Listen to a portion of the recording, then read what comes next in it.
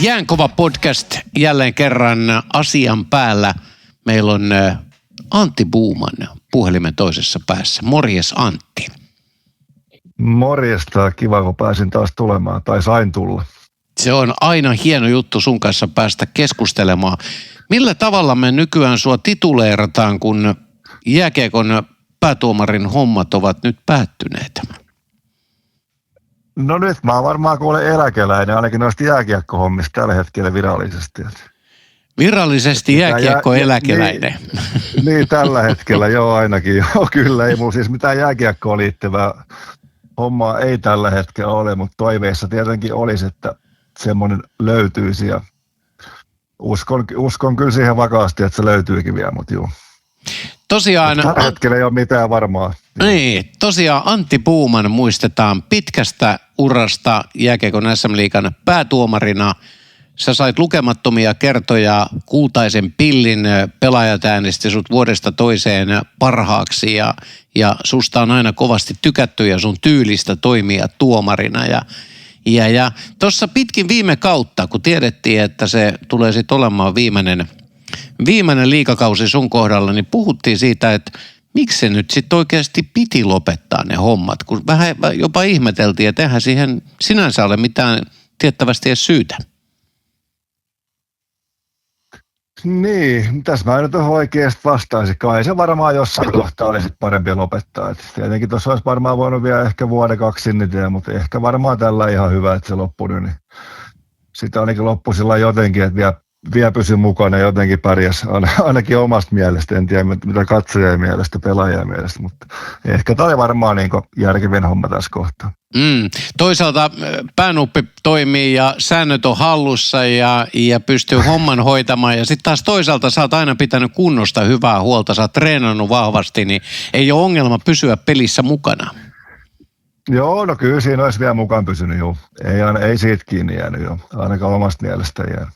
Joo, olisi pysynyt vielä mukana, joo. Kyllä. No nyt mennään tähän varmasti niin kuin kiinnostavaan aiheeseen, mitä kuulijat haluaa myöskin tietää, että kun sulla on noin pitkä kokemus takana ja paljon edelleen annettavaa jääkiekolle, niin mitä sä haluaisit tehdä ja onko nyt menossa neuvotteluja ja virityksiä siitä, että millä tavalla Antti Buumanin nimi olisi vielä jääkiekossa mukana?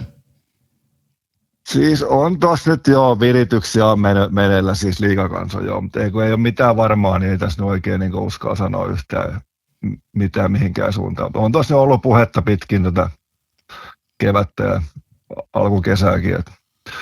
Täytyy vaan toivoa ja luottaa, että sieltä jotain löytyy ja eiköhän sieltä varmaan jotain löydykin. Kai se varmaan lähinnä olisi jotain tuommoista, kai mulla voisi niillä uusilla tuomareilla varmasti se olisi varmaan semmoinen ainakin mikä itse kokisi, missä olisi ehkä eniten annettavaa. Niitä varmaan pystyisi auttamaan hyvinkin.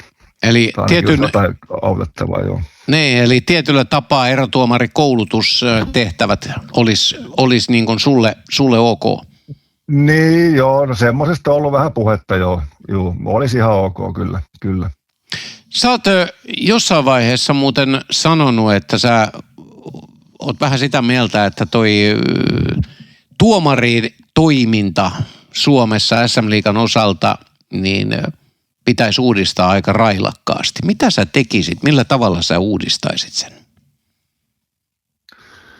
Niin, no kyllähän siellä nyt ainakin kun tuossa lehtiä lukee, niin kyllähän se uudistuvankin tuossa koko ajan parhaillaan. Nyt tuli tuo uusi erotuomaripomo, niin eikö hän varmaan keksi jotain uudistushommia siihen.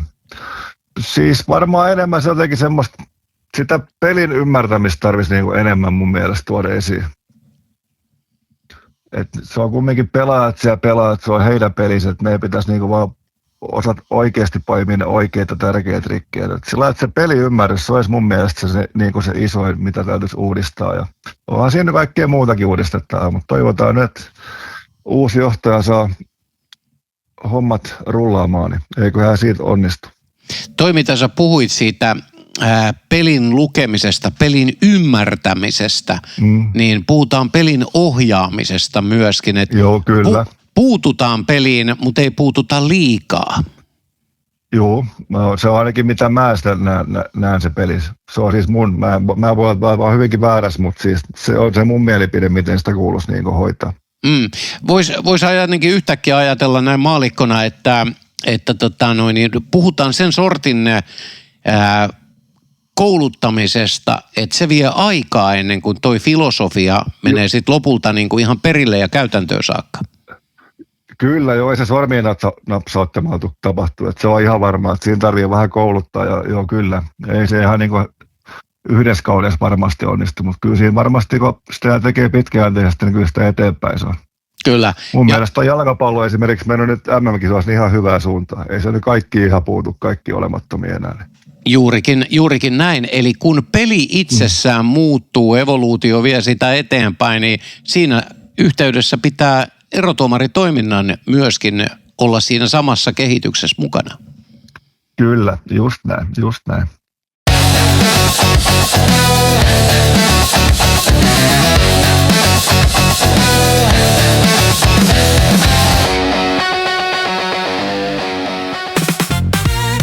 Elle-Merielo on urheilun ja tapahtumakuvauksen erikoistunut raumalainen valokuvaaja. Asiakkaana ovat yhtä lailla niin yritykset, yksityiset kuin urheiluseurat ja yhdistykset. Oli kyse urheilusta tai yrityksen tapahtumasta, elokuvaa. Käytössä on myös oma studiotila. Elon kuvauksen löydät somesta sekä netistä ellemerielo.kuvat.fi.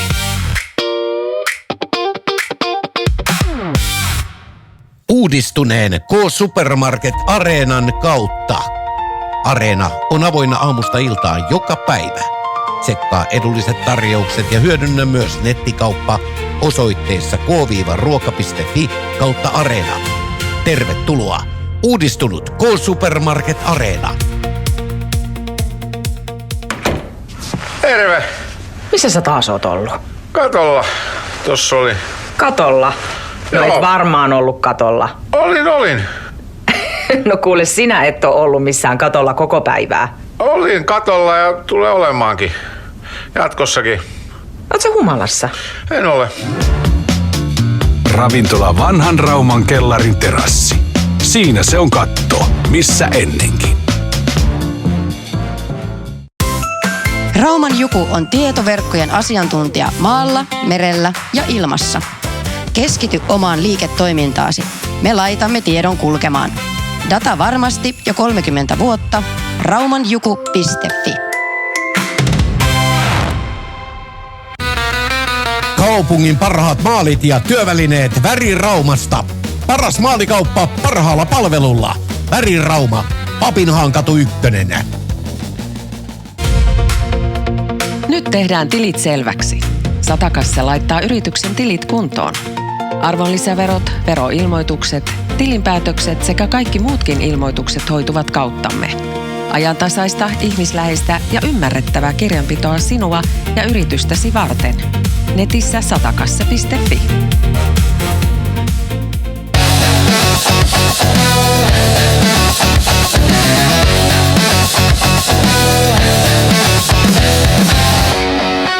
No mihin suuntaan sä näet, että jääkiekko on muuttunut viimeisten vuosien aikana? Onko se mennyt parempaan suuntaan vai onko siinä jotain semmoista negatiivista? On se mennyt parempaan suuntaan. On se aika paljon vauhdikkaampaa, mitä se oli tuossa jossain välissä. Niin kyllä se parempaan suuntaan mennyt jo. Mun mielestä ainakin. On se todella vauhdikas nykyään. Suurimman osa joukkueesta pelaa tosi vauhdikasta peliä. Kyllä, esimerkiksi SM-liigassa nyt tässä on ihan pari viime kauden aikana, niin vaikka nyt Lappeenrannan Saipa ja Kouvolan KK on ollut hyviä esimerkkejä ja myöskin siinä on 2 oikein hyvää esimerkkiä. Kyllä, ei lähdetä puuduttamaan eikä pelaamaan sitä trappia, vaan rohkeaa, elävää pystysuunnakiekkoa. Kyllä, sitä on kiva katsoa. Mä en tiedä, onko se vaan se menestys. Tämä Heopäri on kyllä oikein hyvin, mutta siis sitä on kiva katsoa ja kiva seurata semmoista. Kyllä, ja toisaalta kyllähän tietyllä tapaa myöskin mestaruuden voittanut Tapparakin niin pelasi pitkälti menneen kauden aikana. Samoin spekseinä. Juuri näin. Ja vois kuvitella, että monet muut seurat tulee vielä seuraamaan tätä näiden joukkueiden viitottamaa tietä. Eiköhän tämä jääkiekko ole vähän semmoista, että siinä kopioidaan sitä, ketä menestyy. Eiköhän siinä varmaan niin tule käymään. Mutta mä ymmärrän kyllä hyvin ne viivelähdöt ja kaikki, ja kyllä niiltäkin kuuluu, ettei se voi semmoista päätön kohkaamista ole. Kyllä, se ei siinäkään ole mitään järkeä. Niin, välttämättä siihen ei kaikilla, riippuu tietysti pelaajan materiaalista ja joukkueen iskukyvystä, että soveltuuko se siihen. No mitä toi just tämän tyylin jääkiekko, mitä se tuomarilta vaatii? No kyllä se, kun mennään oikeasti päästä päähän lujaa jo koko ajan, niin kyllä se, niin se liike, se on tärkeää, että sä pysyt mukaan siinä, oot oikeassa paikassa. Että näet ne oikeasti mun mielestä, tai mitä se nyt sanoisi nätisti, sellainen rikkeet, mitkä oikeasti siihen peliin vaikuttaa. Rikkejätähän siellä on paljon kaikkea, kun ne välttämättä kaikki ei oikeasti, se ei vaikuta niin yhtään siihen peliin mitenkään. Et se siinä on varmaan, että just ne, mitkä oikeasti vaikuttaa siihen peliin, varsinkin kun on joku maalintekotilanne tai joku estetään jotain kärkikarvaa, niin nehän pitäisi nyt saada pois, mutta se estämishomma kyllä, se on tosi vaikea kyllä.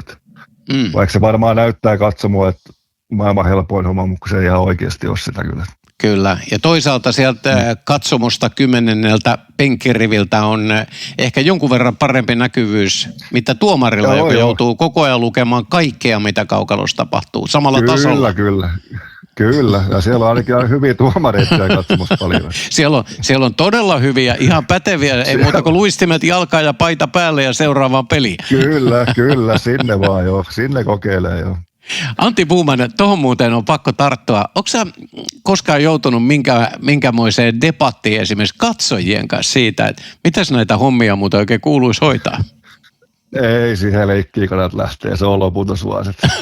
Naureskelee siellä kentällä, kuuntelee ja ei siinä muuta. Ei siinä kannata alkaa keskustelemaan niiden kanssa. Siinä jääkö häviöllä. Pelaajilta usein kysellään, että kuuleeko ja kuunnellaanko niitä katsomohuoltajia, niin miten se on tuomarilaita? Kuuleeko niitä letkautuksia? Kyllä niitä välillä kuulee joo. Kyllä ne välillä kuulee. Kaikkea onneksi ei kuule, mutta välillä kuuluu ihan hyvinkin. Pakko sanoa, että toimittaja, jolla on luurit päässä koko ajan, niin välillä meikäläisenkin korviin niitä tulee ja ei ne nyt aina mitään filosofiaa ole, mutta kyllä sieltä välillä kieltämättä tulee aika hyviä, jotka oikeasti naurattaa. Siellä on välillä ihan hauskoja letkautuksia. Kyllä siellä kuule hymy tulee kentälläkin väliin, kun se on ihan piristävää välillä. Eikä kannata pienestä Sitten pitäisi olla. Tuomarilla pitäisi olla siinä kohtaa semmoinen niin sanottu jonkunnäköinen vihreä fair play-kortti, mitä voisi näyttää sinne katsomon suuntaan, että hei sinä siellä. Se olisikin hieno, tämä oli hyvä kommentti. Joo, että ei muuta kuin kahvi ja munkki SM-liigan laskuun sieltä kioskilta, ole hyvä. Joo, se olisi hauska. Jatka samaan tahtiin. Joo. Kyllä näitä riittää. Hei kun sä puhuit tuosta pelin lukemisesta ja puuttumisesta rikkeisiin, niin sitten se kuntopohja, siis se luistelun määrä, mitä joukkueet tekee, niin kyllä sitä samaa vaaditaan tuomarilta ja tuomari ei pääse välillä vaihtoon. Siinä pääsi. Kyllä siinä kato varmaan 12-14 kilometriä tulee ihan normiottelussa luisteluun. Siis se on järjetön määrä, mitkä se matka on, mitä siinä vedetään pitkin kaukaloa ja kovalla sykkeellä. Niin, no ei se syke ole aina ihan, mutta välillä se on kyllä ihan korkeakin, että kyllä siinä pitäisi niinku palautua nopeasti ja se syke alas, että pysyy näkeekin jotain. Mutta kyllä siinä ihan sellainen luistelukunnossa on ja muutenkin ihan suht hyvässä yleisessä kunnossa on, että siellä pysyy jaksaa olla mukana. Kyllä. Kun niitä 3 kertaa viikossa tai 4 kertaa, niin kyllä siinä ihan matkaa tulee. Siitä tulee todella paljon matkaa. Miten nyt kun mietit tuomareita, jotka valmistautuu kesällä ihan yhtä lailla kauteen kuin pelaajatkin, niin millainen se tuomarin kuntoharjoittelu on?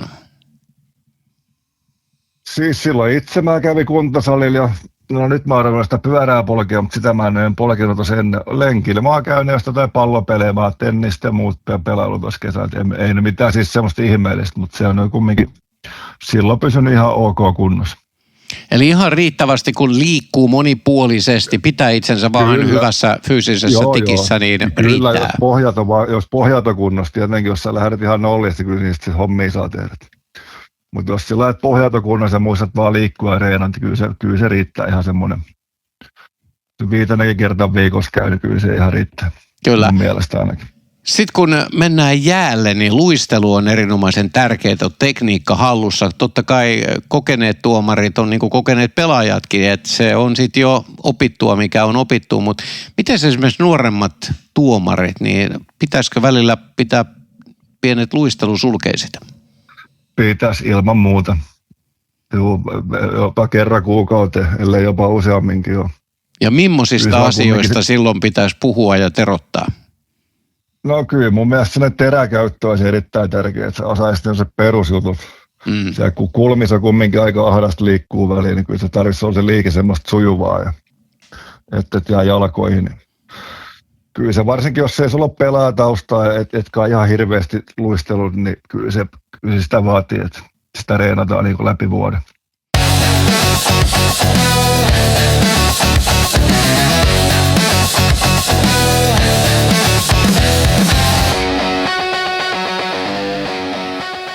No niin veljet, back to basics, eli suunnitellaan, toteutetaan ja palvellaan. Backhand, forehand, boom, boom, boom ja laattahäkki. Se on sisälogistiikan kokonaisratkaisu The Historic Win. Mikä on? Totta kai varastokaluste.com. Palloiirrot. Raumalaista futista raumalaisille. Tervetuloa seuraamaan palloiirojen otteita paikan päälle. Rauman siivouspalvelu on paikallinen, luotettava yritys, joka räätälöi palvelunsa juuri sinun tarpeidesi mukaan. Hoidamme niin suuret kuin pienetkin siivoustyöt. Palveluihimme kuuluvat koti- ja yrityssiivoukset. Rauman siivouspalvelu rekisteröity yksityisten sosiaalipalvelujen tuottaja. Netissä raumansiivouspalvelu.fi.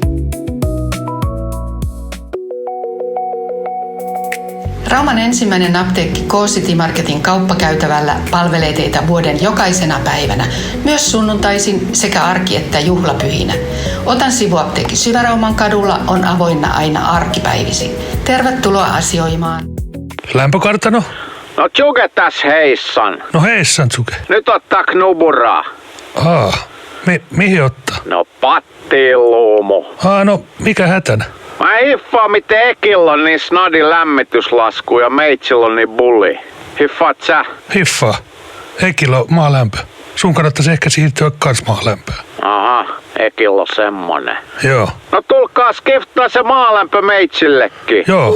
Tsuke, ei vitsi se lyö nopeasti luurinkin. Rauman lämpökartano on täyden palvelun LVI-alan yritys. Jo yli 40 vuoden kokemuksella. Lämpökartano.fi. Vettä jo toisessa polvessa. Marina Vistan upeat tilat Syväraumalahden rannalla. Meillä tarjolla herkullista ruokaa ja juomaa. Marina Vistassa järjestät kokoukset, juhlat ja tapaamiset. Ja muista, Marina Vistan uintikausi jatkuu koko vuoden. Marina Vista, sinne meri vetää.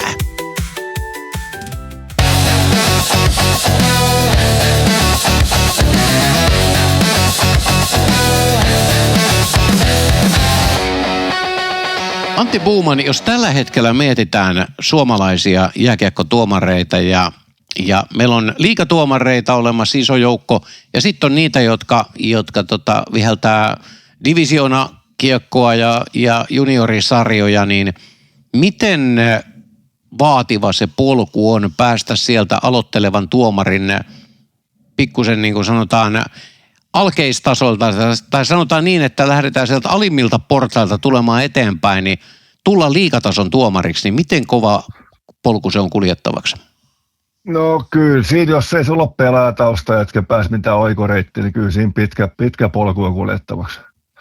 Kyllä siinä saa useamman vuoden tahkot niitä alasarjapelejä. Alkaa sen rutiini tulee ja opit kaikki ja muutenkin. Kyllä siinä varmaan kuulee useampi vuosi menee. En nyt osaa sanoa, 4-5 vuotta ehkä ainakin. Jos olet tarpeeksi hyvä, niin kyllä sen verran joutuu uhraamaan niin sen eteen. Se ei kaikilla sovi, mutta se on pitkä pätkä kyllä. Siinä on kumminkin joka viikonloppu saattaa melkein molemmat päivät jossain pelissä. Kyllä. Se tietää, että vapaa-ajan ongelmia ei ole. Niitä ei ole. Ei ole kyllä. Ei ole. Tietenkin niistä saa jonkun pienen olemattoman korvauksen, mutta mä en tiedä lämmittääkö se siinä kohtaa. Mutta. Eli se menee enemmänkin niin kuin rakkaudesta lajiin. Kyllä se menee rakkaudesta lajiin. Kyllä mä annan sitä hattuun, eikä tätä jaksaa vuodesta toiseen osia alasarjoissa viheltä. Ja se on kyllä kovaa touhua. Tästä on noin itse asiassa sain kuulla ihan luotettavalta taholta, että hyvin monet aloittelevat tuomarit lopettaa jo ensimmäisen kauden jälkeen. Ja sanotaan nyt, että puhutaan vaikka juniorisarjoista, kun lähdetään liikkeelle, niin se ensimmäinen kausi on jo niin raju, että homma loppuu siihen, ei huumori kestä. Ehkä se tahti voi olla jopa liikaa, mutta yksi on se, mistä tuossa vähän jo puhuttiinkin, että se palaute, yleisön palaute, se sosiaalinen paine, mikä tulee ulkopuolelta, niin kaikki ei tahdo kestää sitä. Ei pysty sulkemaan korvia siltä kaikelta keskustelulta. Joo, en ihmettele kyllä yhtään. On se aika raju se kumminkin, jos se aloittaa se eka vuosi jossain, joka viikonloppu ottaa jostain, sulle niin vapaa-ajat menee kaikki siihen ja jos se palaute on vielä vaikka yleisöstä ja valmentajalta, jos sekin on vielä huono, niin ei se kovin palkitsevaa. Kyllä se niin semmoisen erikoisen ihmistyypin vähän vaatii, että sitä jaksaa siinä. Sitten kun siitä alusta pääsee, niin kyllä se lähtee niin paremmin rullaamaan siitä, mutta kyllä se eka vuosi on aika hurjaa jo. Kyllä, että siinä pitää olla vaan niin sanotusti lehmän hermot. Siinä pitää olla, joo. Pitää olla sitä Satakunnasta kompassia. Pitää olla satakuntalainen mentaliteetti ja toisaalta jos on vähän huono kuulokin, niin sekin auttaa asiassa. Joo, se auttaa paljon. Jos ei vielä näkään mitään, sitten menee. Niin sit pääsee yleisö sanomaan, että no se on tyypillinen tuomari, se on ihan hyvä tyyppi. Kyllä, just näin. Antti Buuman, sä sanoit tuohon haastattelun alkuun, että keskusteltu on, että miten sun kohdalla hommat jääkiekon parissa jatkuu, niin milloin on päätösten aika, mitä uskot, että on julkaistavaa? No en mä nyt uskalla sanoa tuohon kyllä yhtään mitään. Toivottavasti ennen kauden alkuun, mutta en osaa kyllä sanoa yhtään. Toivotaan näitä ennen elokuuta, ennen pitsiturnausta, se olisi aika hyvä jo. Jos ennen pitsiturnausta saataisiin kuulla uutisia, että mikä on sun tuleva tehtävä, niin olisi mukava tietysti se tietää ja varmasti sua itseäsi kaikkein eniten kiinnostaisi se, että olisi selvät sävelet tulevaa talvea ja kiekkokautta varten. Kyllä. Olisi se on, mitä aikaisempaa se vielä kivempaa se olisi, mutta ei tässä nyt aukko odottaa. Niin. Yksi kysymys vielä tähän loppuun.